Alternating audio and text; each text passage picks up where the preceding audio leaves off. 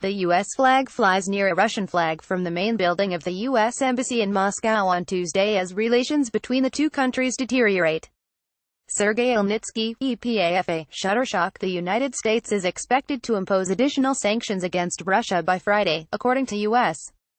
officials. The sanctions are economic and designed to target oligarchs with ties to President Vladimir Putin, the official said.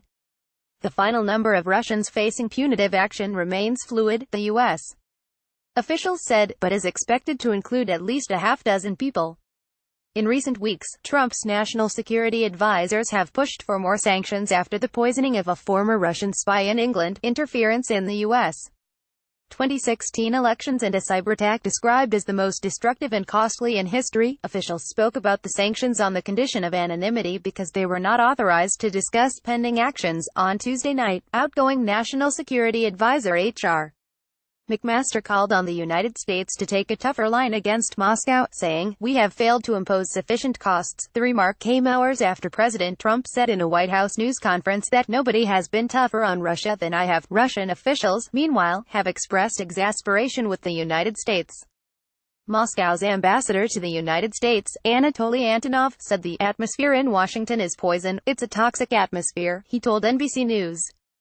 The United States is expected to target individuals on a list of influential Russian political and business leaders that the Treasury Department released in January, officials said.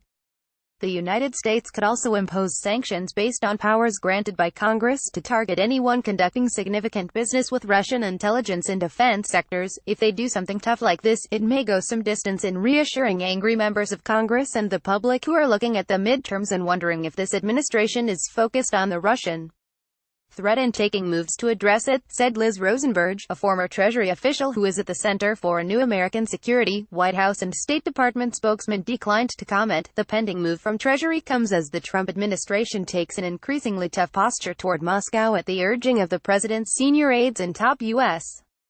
allies. Last week, the United States expelled 60 Russian spies and diplomats in response to the poisoning of Sergei Skripal, the former Russian spy, and his daughter, the largest expulsion of Russians in U.S. history. In early March, the administration also slapped fresh sanctions on Russian governmenters and spy agencies for interfering in the 2016 election and the cyberattack. In recent days, the Trump administration has contemplated additional actions to publicly condemn Russian aggression.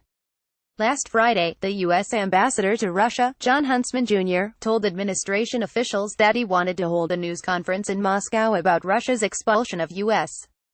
diplomats from the country, according to officials familiar with the matter. Ultimately, the administration chose not to hold the news conference for reasons that remain unclear, but Huntsman did appear in a YouTube video explaining Washington's decision. In Congress, the Trump administration continues to face pressure from Russia hawks in both parties to take aggressive action against Putin. In an interview, Senator Lindsey Graham, RSC, said that while he admired the administration's moves, he believed it had been tried by other administrations and had failed. He said the United States needed to help countries that rely on Russia for oil and gas find new opportunities.